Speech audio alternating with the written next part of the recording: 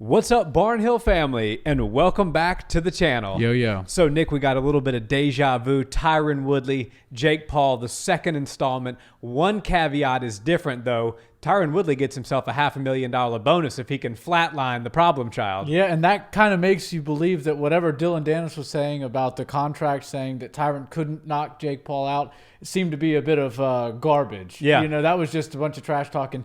Dylan Dennis, for somebody who rarely ever fights and nowadays rarely ever competes, he seems to stay in the headlines and keep bothering people like mosquitoes or something. Yeah. But a lot of the stuff he does, it seems to stick when he throws it up against the wall.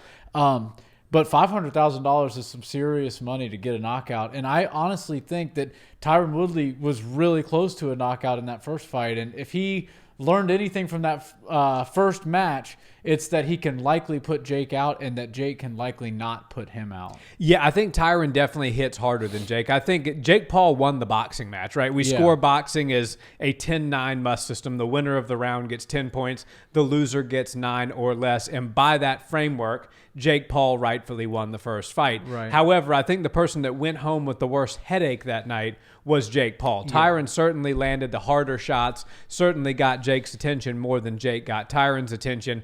And so actually I give Jake a lot of credit for taking this fight because he could have walked away from Tyron forever, made him look like a fool. You got the tattoo and I'm not giving you the rematch.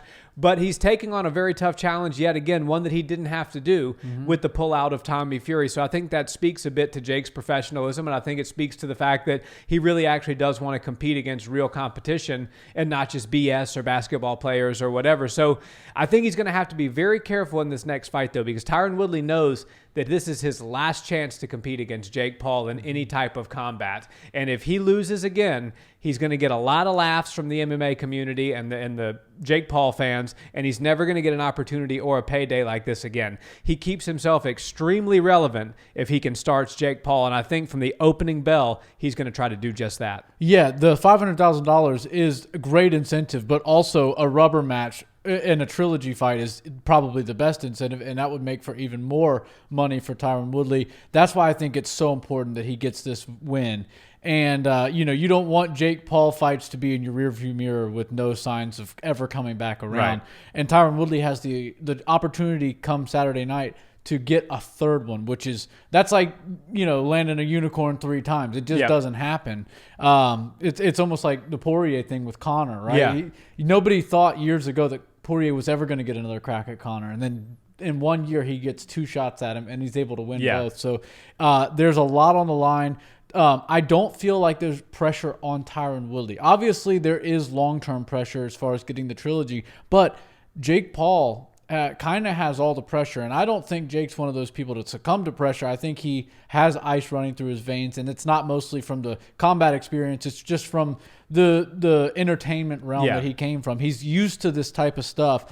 And what he did by taking this fight on short notice is a very selfless thing. I think it's really cool.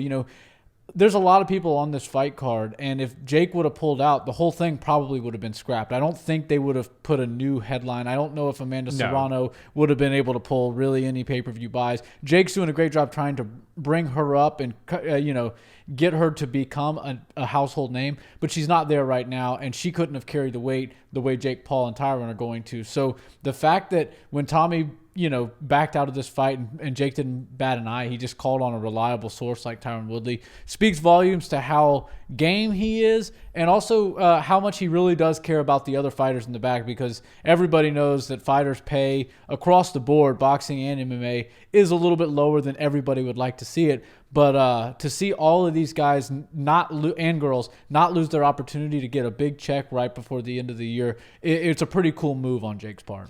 Yeah, credit to Jake for that, for sure. He's definitely pioneering some things with regards to fighter pay, and I think whether you hate him or love him, you got to at least respect that. Yeah. But the question here, and I'm going to take Tyron Woodley to win this fight. I picked him the first time, and I might get burned again by picking him the second time, but I just feel like the $500,000 incentive, the potential of a trilogy, and making more money than Tyron's ever made in his entire UFC career, including when he had the undisputed belt, is just going to be too much for Tyron not to be sharp, on point, and really looking for that finish from start to finish. He's going to give it all he's got. I think the only caveat, the only thing that I'm slightly concerned about in my prediction is we don't know what Tyron's been doing for the last couple of months. Right. He was not supposed to fight Jake. It wasn't until the first week of December that he even got the call to fight Jake. Right. And we're only now in almost the third week of December. So he could have been gearing up for the holidays. Christmas is around the corner. This is the time of year where people notoriously kind of shut things down the first or second week of December and pick things back up after the first of the year. So that's not just fighting. That's across all, different fields of work. A lot of people go home and start to take their oars out of the water this time of year and recharge their batteries with family. So maybe Tyron's been, he made a couple $1 million. Maybe he's been laid up on vacation with his family, and now he's jumping in with 2 weeks notice trying to fight Jake Paul again. If that's the case, it's going to be a tougher night than I'm anticipating. But I do believe in the back of Tyron's mind, he kind of had a feeling this was coming, and he's at least been staying sharp. Yeah, and I don't know if he exactly envisioned a immediate rematch with Jake happening, but he was under the impression that he was going to get a crack at Jake. And then Tommy Fury came out, and he got the fight, and they made that announcement. And Tyron had no idea that was going to take place until he saw the headlines on social media. So I'm sure he was a little bit angry about that, but Jake came out earlier this week or last week and said that Tyron was the perfect opponent, and don't pretend like he wasn't training, because he had a fight potentially booked for January. Now, I don't know if that's real or not, because I think more like you that Tyron Woodley was gearing up for and had all of his cannons lined up at Jake Paul. But I haven't heard anything about a potential opponent for Tyron Woodley in boxing in January. So I don't know how true that is, but I do know that Tyron Woodley has shown us some of his footage and training footage and his body and everything. And he doesn't look like he's blown himself out of shape. He looks like he's probably 190-ish, 195. Yep. And I know Jake doesn't really cut a ton of weight.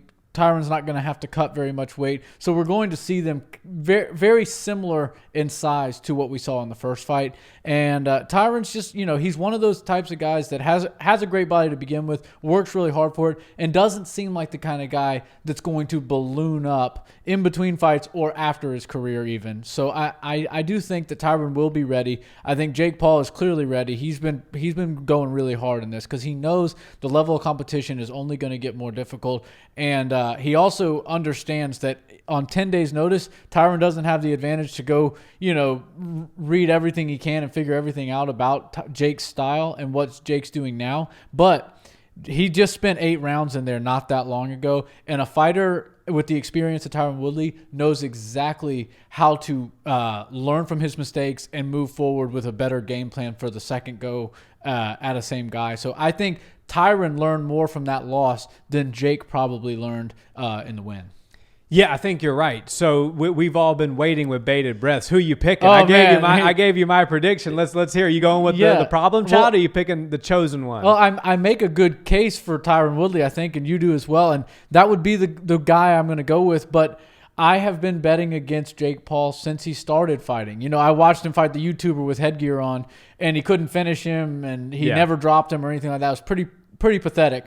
And he's only gotten better, fight by fight. He's jumping up and leaps and bounds.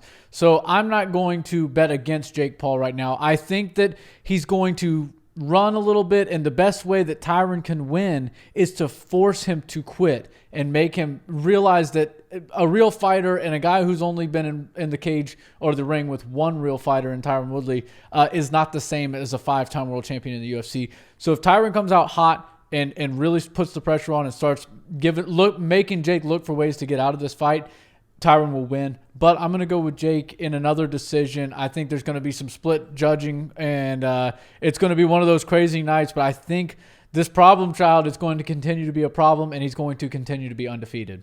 Wow. So we're split again. Crazy. Guys, let us know. Drop us a comment. Who's winning this rematch? Is the chosen one, Tyron Woodley, going to get his revenge on Jake Paul, or is the problem child going to put Tyron in his rearview mirror once and for all? We always love chatting and debating with you guys in the comments. And if you haven't smashed that like button yet and hit subscribe to the channel, we much appreciate that. And we will see you in the next one. Peace.